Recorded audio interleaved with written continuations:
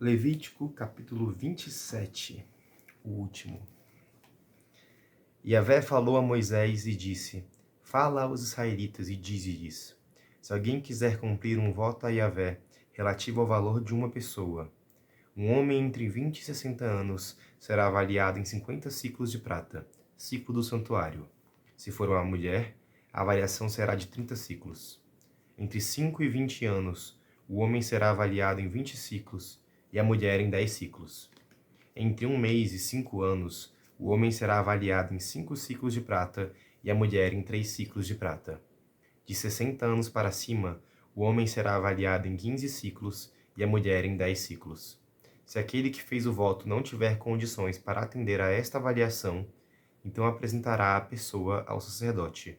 Este fará a avaliação, que será de acordo com os recursos daquele que fez o voto. Em se tratando de animais, daqueles que se oferecem a Yahvé, todo animal que se oferece a Yahvé será coisa sagrada. Não poderá ser trocado nem substituído, que seja o bom pelo mal, quer o mal pelo bom. Se substituir um animal por outro, tanto o primeiro como o segundo serão coisas sagradas.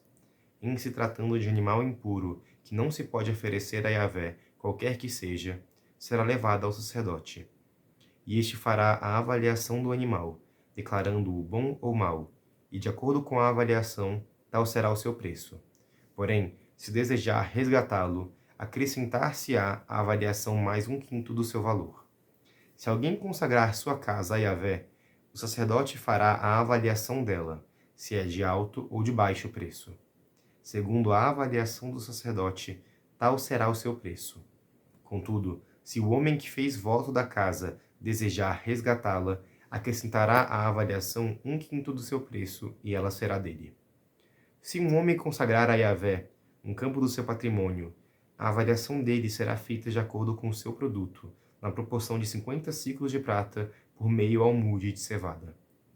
Se consagrar o campo desde o ano do jubileu, permanecerá esta avaliação.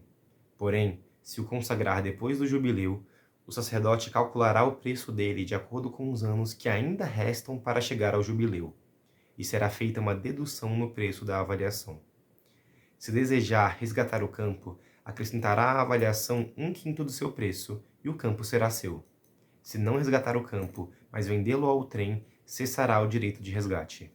No ano do jubileu, aquele que adquiriu o campo deverá deixá-lo, e o campo será coisa consagrada a Yahvé, como se fosse votado ao anátema. A posse passará do homem para o sacerdote. Se alguém consagrar a Yahvé um campo que adquiriu, mas que não faz parte do seu patrimônio, o sacerdote calculará o preço do campo, de acordo com o tempo que ainda resta até o ano do jubileu. E aquele que o consagrou pagará a importância no mesmo dia, como coisa consagrada a Yahvé.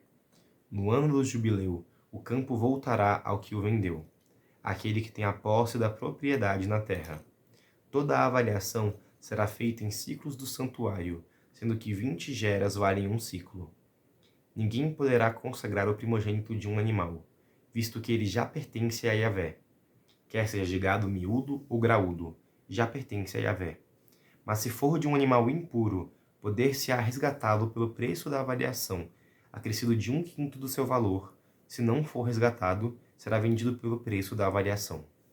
Contudo, nada do que alguém consagra a Yahvé por anátema pode ser vendido ou resgatado, quer seja homens, animais ou campos do seu patrimônio.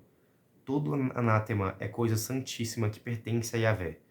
Nenhum ser humano votado ao anátema poderá ser resgatado, será morto. Todos os dízimos da terra, tanto dos produtos da terra como dos frutos das árvores, pertencem a Yahvé. É coisa consagrada a Yahvé. Se alguém quiser resgatar uma parte do seu dízimo, acrescentará 1/5 do seu valor. Em todo dízimo de gado graúdo ou miúdo, a 10ª parte de tudo que se passa sob o cajado do pastor é coisa consagrada a Yahvé. Não se deve observar se é bom ou mau, e não se fará substituição. Se isso se der, tanto o animal consagrado como aquele que o substitui serão coisas consagradas sem possibilidade de resgate. Estas são as ordens que Yahvé deu a Moisés no Monte Sinai para os israelitas. Bem, depois de 2 capítulos que deu pra tirar muita coisa legal. Eu confesso que vou dever uma avaliação muito massa desse capítulo.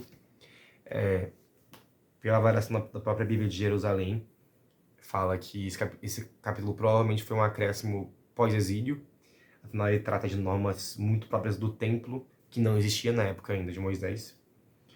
E ele é muito de tarifa, né? Assim, realmente é um negócio muito econômico, assim, muito próprio. Tanto que você vê que no final ele repete basicamente uma paráfrase do encerramento que tem no capítulo anterior. Então, assim, como se fosse um segundo final do livro, né? Que foi acrescentado um pouco depois.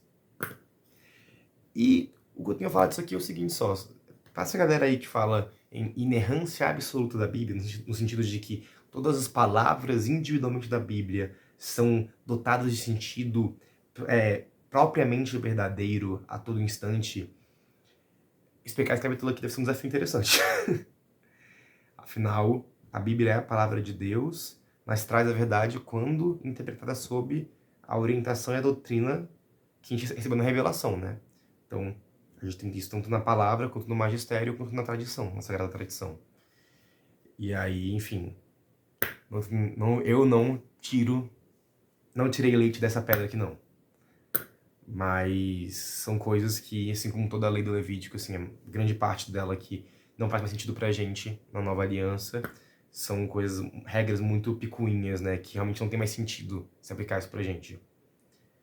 Enfim, acabamos o Levítico, na verdade.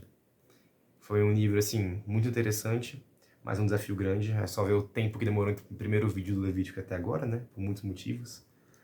Mas vai fazer muito sentido quando a gente chegar, Deus queira, na Carta aos Hebreus. Mas, cara, todo mundo fala muito mal do Levítico, que é um livro chato, que é um livro difícil de compreender. Mas tem muita coisa interessante aqui. Tem muita coisa que não se aplica a gente, tem muita coisa que faz sentido, tem muita coisa que é muito claro ver como se cumpre em Jesus. Especialmente no capítulo 26 agora, tipo assim, esse final dele, assim, foi de uma beleza que eu não esperava. E se esse realmente for o pior que o Antigo Testamento tem a oferecer, então o que tem pela frente vai ser muito massa. Esperando chegar, no enfim, nos livros históricos pra gente ter um negócio um pouquinho mais dinâmico aí, mais interessante. Mas enfim, vamos seguindo com Deus, terminamos o Levítico. No próximo vídeo começaremos Números. E é isso.